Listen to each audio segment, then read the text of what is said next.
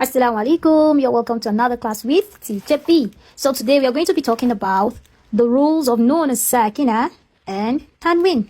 So first of all, what is Noon Sakina? Noon Sakina means a noon with a sukun. Okay? So this is a Noon Sakina. Okay? Sometimes in the Quran you see letter Noon without anything on top of it or under it. So when you see this type of noon without anything on top or under it, it is still a noon sakina, right? The noon is just not written, but is a noon sakina. So this are both called noon sakina, right? And what is tanween? So tanween means double vowels. So double fatha, double kasra, or double dhamma. So these three are called tanween. Okay? So this is fathatain, kasratain, dhammatain. And you already know that when you have a letter, let's say letter ba for instance, and it has a fatha, right? So this is letter ba with just one vowel, with a fatha harakat. Ba, fatha, ba. Okay?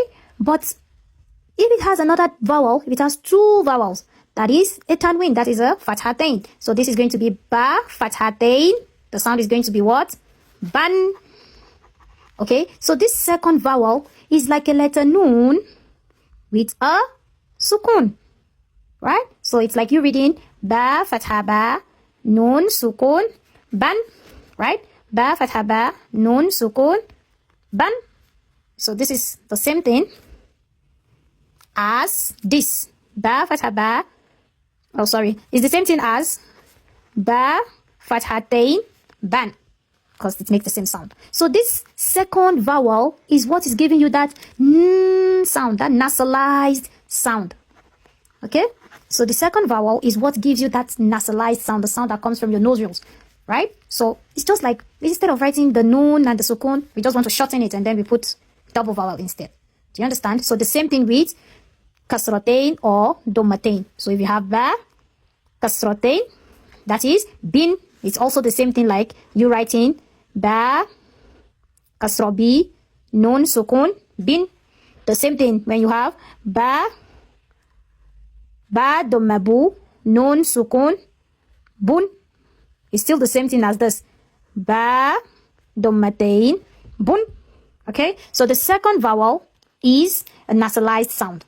Do you understand? So today we want to learn the rules that governs noon sakina, a noon with a sukun, or sometimes in the Quran, as I said, you will not see anything on top of it. It's still a noon sakina. And tanween. So that is the rules we want to learn about. It means what do you do when you have a noon sakina or when you have a tanween? What do you do? So what to do when you have a noon sakina or a tanween is determined by the letter that comes after the noon sakina or a tanween. So let's say, example, I have a jim, right? This is letter jim with a noon sakina. Okay? Or I have a jim, okay, with a fathatain. The letter that comes after the noon sakina or this letter with the tanween is what will determine what to do. And that is what we are going to learn today. So there are four rules that determines what you will do when you have a noon sakina or a letter with a tanween. Okay? However, we are just going to learn one of those rules, just one today, so you don't get confused, right? And the first one is called al-izhar. Al-izhar. Al-izhar. What does al-izhar means? Al-izhar means manifestation. Manifestation. Or you simply say clear pronunciation. It means to call the something the way it is. Just call it the way it is. Don't add anything from it. Just call it just as it is. That is what izhar means. Manifest it. Say it the way it is. Okay? So, there are 6 letters that when they come after this noon sakina or a letter, any letter at all, with a tanween, whether fathatain, kasratain, or dhammatain, okay? There are 6 letters that when they come after this noon sakina or tanween, that you need to do what? Call the noon sakina or tanween the way they are. So what are these 6 letters of al-izhar? So the 6 letters of izhar are hamza, ha, ha, kha, ain, and ghain. Okay? So they are also called the throat letters. Okay, so when you see this, any of these 6 letters, any of them come after a nun sakina or a letter with a tanween. Whenever I say tanween, always remember I'm talking about fathatain, kasratain, or domatain, double vowels, right? So if you have any of these letters come after a nun sakina or a tanween, what should you do? Call the tanween or the nun sakina just the way it is. Does that make sense? Yeah. So let's get back to our book to see some examples of what Teacher B is talking about. Okay, I found one example. Look at this. You can see this is one word, right?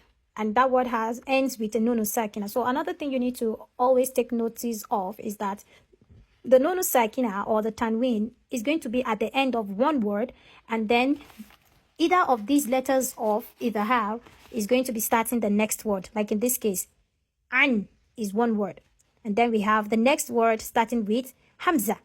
Okay, so how do you read it? Remember we said idhar is manifestation, clear pronunciation. Say it just the way it is. So you say an amri, an amri, an amri. Does that make sense? So that is an example for a nun sakina followed by hamza. Okay, so once you have a nun sakina followed by any of these, it will be any of these 6 letters. So you need to go memorize these 6 letters. Hamza, ha, kha, ain, ghain. Hamza, ha, kha, ain, ghain. You need to memorize them. Whenever you see them after a nun sakina or a tanween, then you call the nun sakina or the tanween just the way it is. So I got one example for tanween here. This is a fathatain. Fathatain. So this is one word. Yawman, yawman, followed by what? Hamza. So you go yawman, aw, yawman, aw. What do we have here? The last letter here has a domatain, that is a tanween, followed by the next word is starting with a hamza again. So how do you read this? You say barzakhun, barzakhun ila, barzakhun ila. So look here, this is also a domatain followed by a ghain. Okay, so this word ajrun, ajrun, ghayru, ajrun. You see, if you listen well, I call the tanween just the way it is. Ajrun, ghayru.